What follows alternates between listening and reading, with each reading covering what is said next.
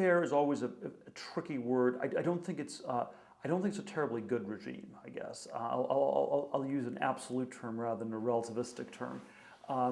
It is not good. It's not good for the U.S. because the United States at this point is living in an increasingly competitive world, and when you have marginal tax rates at 40 or 50% in the U.S. and they're at 10 or 15% in other countries, we are at an increasing competitive disadvantage in this country vis-a-vis other countries. And so it is not good for the U.S. to have a tax regime that discourages businesses from setting up shop in the U.S. And I think that for that reason, the debates about whether it's fair and whether the rich are paying their fair share and things like that actually miss the point almost altogether. That in this global world, we have to really think about how is the U.S. going to be the most competitive and maintain the kind of leadership it's had in the 20th century, which I think it is very much at risk of losing. I think it certainly should be simplified. I think probably, again, marginal rates around 15 to 20% rather than 50% would probably be a good starting point. I think we should be taxing consumption rather than savings as a general matter. So the U.S. taxes consumption more than any other country in the world relative to, and taxes consumption less and savings more than any other country in the world. And that, I think, ends up encouraging people to take a very short time horizon with respect to a lot of the decisions they make, which I think is a big problem the U.S. has.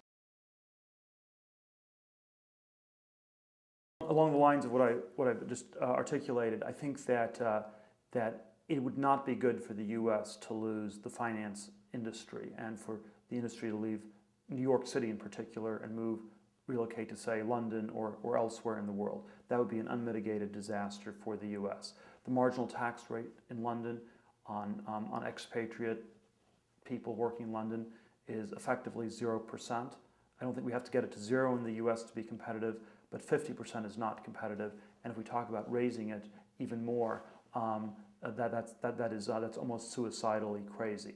Now, I do think you have all sorts of internal fairness problems where if you have super rich people paying a lower rate than people in the middle or upper middle class, that does create a lot of legitimate questions. But I think the way we deal with those is not by taxing the rich more, but rather by taxing the middle class and the upper middle class a lot less, and then basically starting to disentangle some of these middle class entitlements that people have gotten too used to.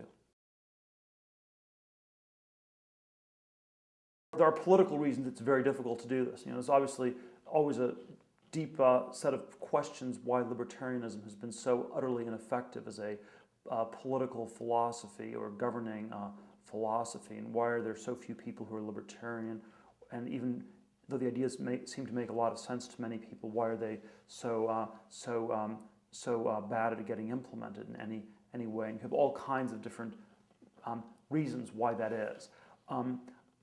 I tend to think it is very difficult to reform things by, say, pitching up camp in D.C. and trying to lobby congressmen and licking envelopes and going door to door, trying to get people elected who are marginally better than the other people who are marginally worse on a given set of issues. I tend to think that the way reform will happen will be by creating more structural competition between countries and between jurisdictions. And so the kinds of reforms I would advocate for are ones where it is we have a more it's easier for people to leave the U.S., to move into the U.S. It is I'd be in favor of Quebec seceding from Canada.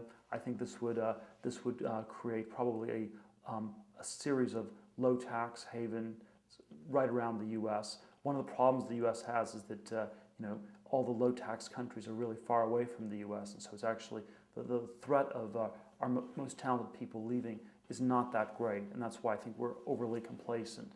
If you're a smaller country like France or Sweden, there would be much more pressure on us to reform.